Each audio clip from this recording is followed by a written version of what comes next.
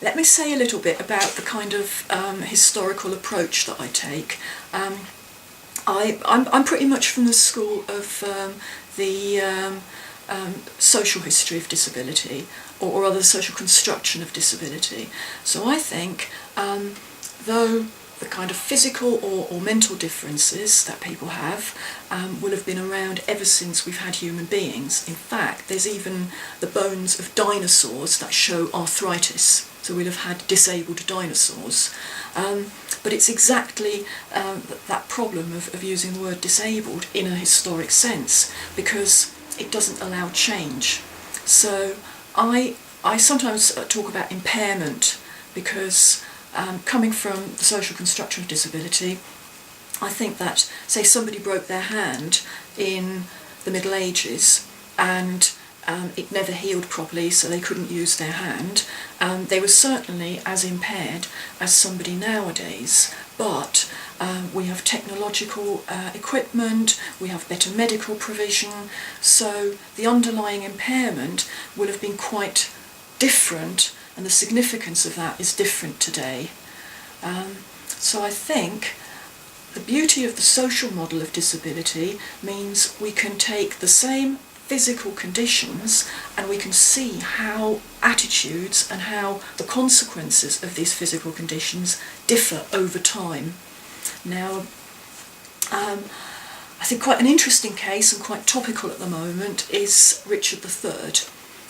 King Richard III, who was killed in battle in 1485. His skeleton, as has been all over the news lately, was found underneath a car park in Leicester. And the archaeologists, uncovering the skeleton, one of the first things they found was that Richard had very severe scoliosis. So his spine was bent like a very exaggerated S. And the immediate assumption is King Richard must have been disabled. Now, I would argue he may have been impaired. He may have found it difficult to ride a horse or walk, or he may have had back pain. We don't know, because the skeleton can't tell us that. But I don't think he would have been disabled, for the simple reason he's about as high status as you can get.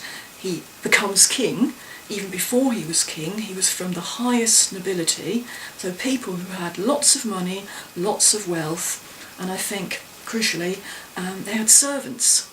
And whether someone was disabled or impaired or not, everybody at that level had servants.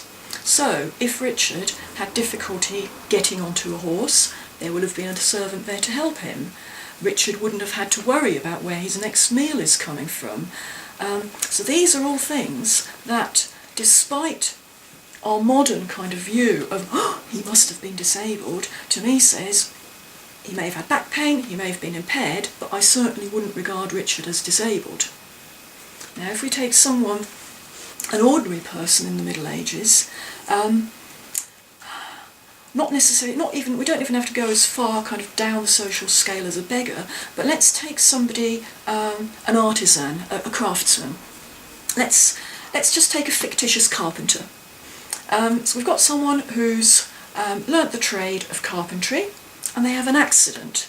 I've come across examples where the trade organisations, called the Guild of Carpenters, actually specifically mentions the danger of accidentally with an axe chopping off your foot while you're working at carpentry, which of course would seriously disable this person. So let's play this idea through. We've got a carpenter in 1300, say in York, because I know there was a guild of carpenters there.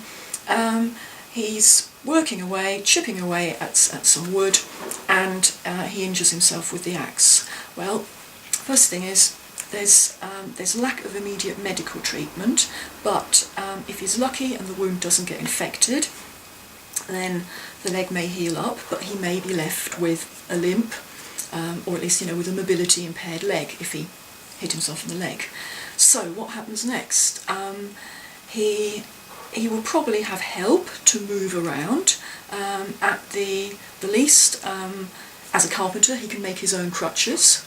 If not, there'll be plenty of people who could build those for him, because they're quite low tech, That's the beauty of these medieval implements. Pretty much anybody could fabricate these. So mobility would be possibly a bit more restricted than today, but he's not completely immobile. Livelihood. Now this is where the problem comes in. If his injury has severely impaired him, then of course he can't practice as a carpenter anymore. Now we're talking the days before Social Security, before disability living allowance, before any of these kinds of welfare benefits. But if he's a member of a guild, around the year 1300 is very likely, he will have paid in. So throughout his working life, he will have put aside a penny every few weeks, which in those days was several pounds in modern money, and he's had a kind of private health insurance. So, and again, there's evidence from the medieval documents. The guilds have said if anyone's been a member for so many years and they've paid in, and then something happens to them and they become sick or disabled, to use the modern word, then they get benefits.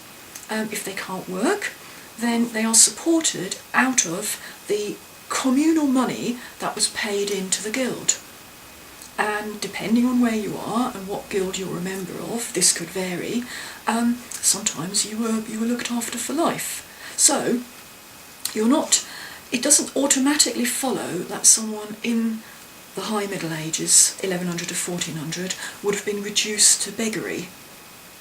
If they had the kind of social integration before they became disabled, if it's through accident, then it's quite likely that they would have continued with an early form of welfare.